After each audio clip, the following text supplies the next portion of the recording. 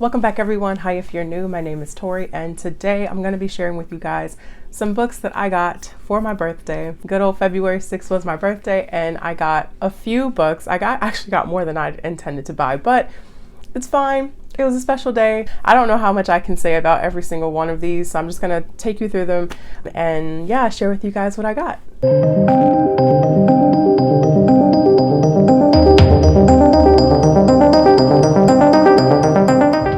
So the first book I got was Miracle Creek, and this is by Angie Kim, and this has been described as, well, not described as, it is, it's a legal courtroom thriller that is following this immigrant mother and her son. Well, actually, she's been accused of killing her son, so it's following that whole storyline. I've just heard this is so intense. I did pick this up. These are all from Half Price Books, by the way. Actually, one is from Barnes & Noble, but yeah, I picked this up from Half Price and really looking forward to it. This next book was actually sent to me by the publisher, so thank you so much to Rebellion Publishing. This is Yoon Ha Lee's standalone novel, and this is called Phoenix Extravagant, and this is releasing on June 9th in the United States, and it's releasing on June 11th in the UK. So many of you probably know Yoon Ha Lee is really well known for the Machineries of Empire series that he has. I recently read Nine Fox Gambit. Well, not recently, but several months ago, a few months ago, somewhere around there. I read Nine Fox Gambit and I thought it was okay. So I'm really looking forward to this one. So in this, we're following this character named Jebby, and they are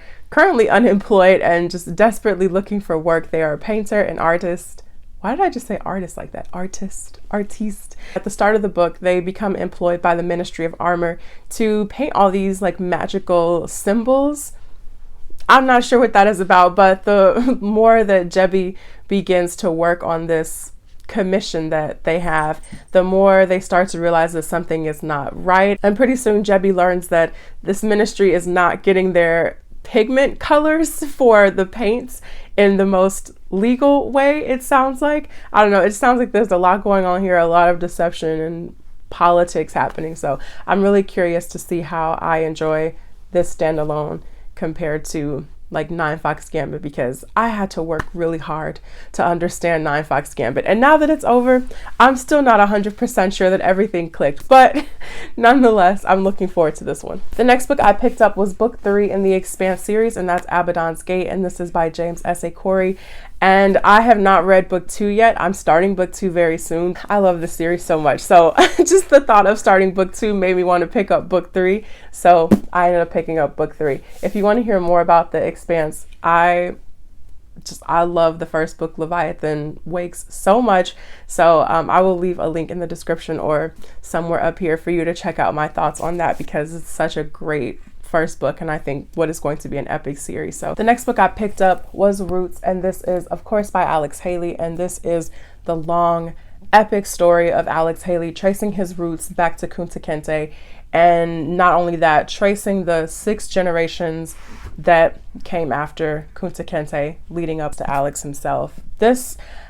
I have seen the movie so many times. It was like required watching when I was in elementary school during Black History Month, but I have never read the book, and I feel like now I'm just in a place where I really just want to pick this up and dive into it for myself. So I could not resist picking this up. I just want to take my time with this and just kind of soak everything in. So I'm really happy that I picked this up. This next one, I'm really annoyed with myself. This next one is Velocity Weapon, and I swear I got home after purchasing this book and I just kind of sat there and I was like, I think I have this book on Kindle already. Like now it's hitting me, and I'm 95% sure I have this book on Kindle. Opened up my Kindle.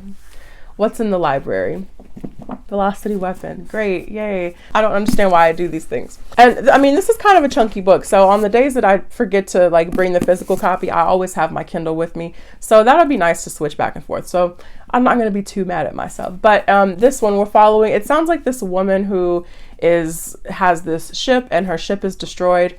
And she is rescued, or so she thinks, but when she actually wakes up, she is no longer on her ship, but she wakes up like 230 years in the future on an enemy ship, and things just sound like they get really crazy from there. So that's really all I know about this. And yeah, I own 2 copies. I know that too. So this next book, I had never heard of this before, knew absolutely nothing about it, and that is Game Changer, and this is by L.X. Beckett. And I bought this from Barnes & Noble. My coworker, she's such a sweetheart, gave me a Barnes & Noble gift card for my birthday and was just browsing the sci-fi fantasy section, and this caught my eye. And I know nothing about this. This was seriously just, oh, that looks interesting.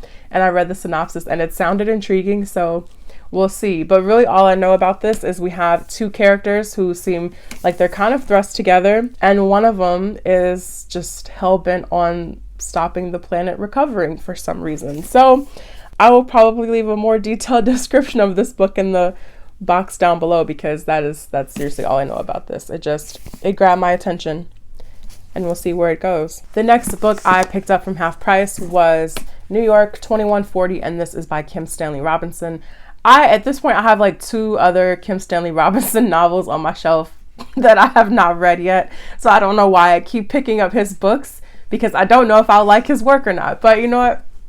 We're not going to talk about it. We're just gonna go into it. But this, obviously, it's futuristic, and it sounds like we're following a handful of characters in New York City, particularly in this one building, and just finding out how all of their stories come together. It says, as the sea level rose, every street became a canal, every skyscraper an island. For the residents of one apartment building in Madison Square, however, New York in the year 2140 is far from a drowned city.